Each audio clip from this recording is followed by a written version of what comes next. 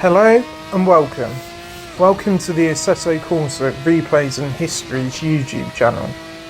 With the introduction of the GT1 class of cars on the channel, I thought I would introduce you to one of the more successful and iconic cars from this rule set, the Ferrari 550 GTS/GT1. The Ferrari 550 GTS/GT1 is an unusual car as it has an unusual development history, as there are three main versions of the car.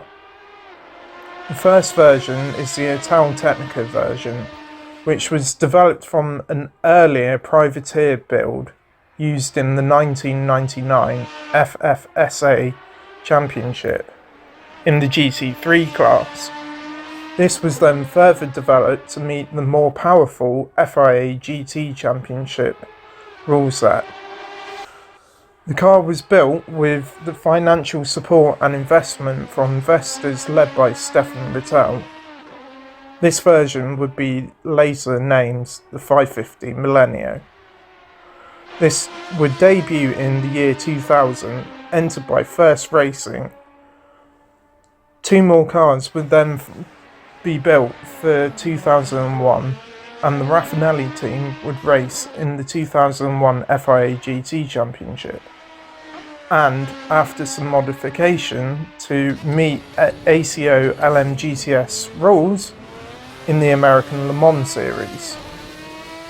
A second version was later developed in 2000 by Franz Waith and the Baumgartner Sportwagen Technik group.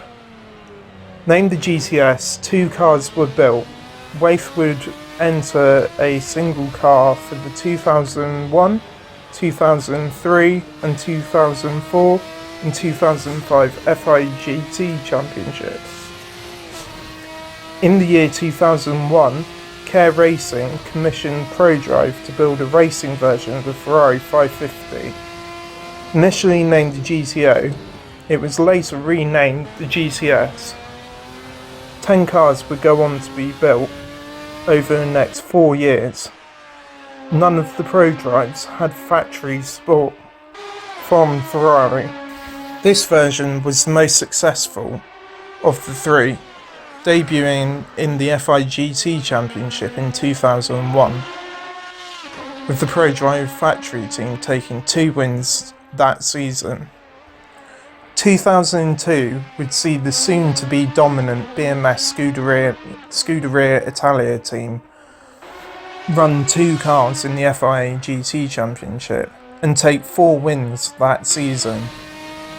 Also, the factory ProDrive team would win a single race in the ALMS. 2003, on the other hand, would be a significantly more successful season. A win in the GTS class at Le Mans 24 Hours, second in the GTS class in the ALMS, with 4 wins, and the FIA GT Championship, with BMS Scuderia Italia taking 8 wins. 2004 would see BMS take the FIA GT Championship crown again, and Labra Competition would win the GT1 class in the Le Mans series, or LMS.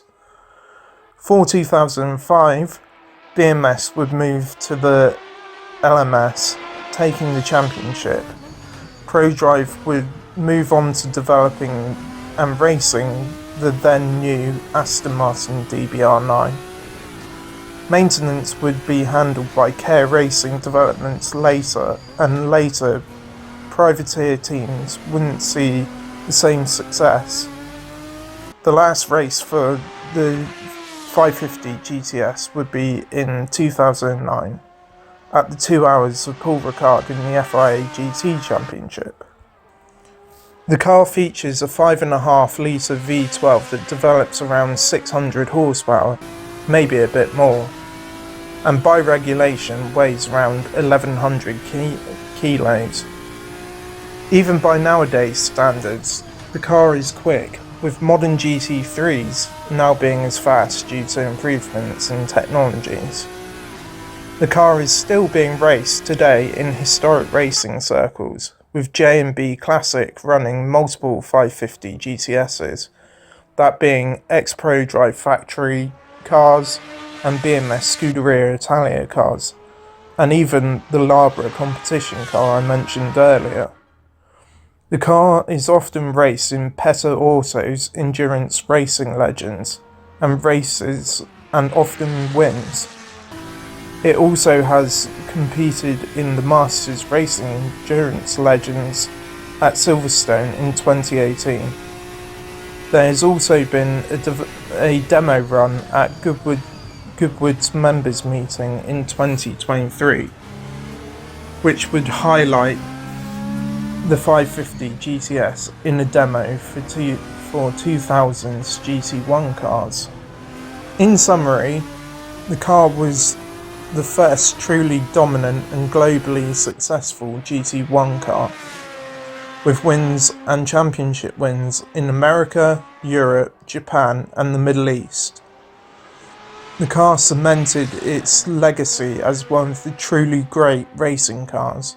However, like all dominant cars, it would be replaced by another that would go on to carve out an even larger legacy at the top of international GT racing.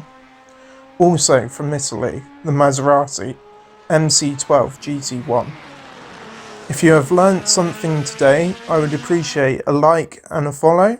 Subscribe to learn more about the history of motorsport. Enjoy and goodbye.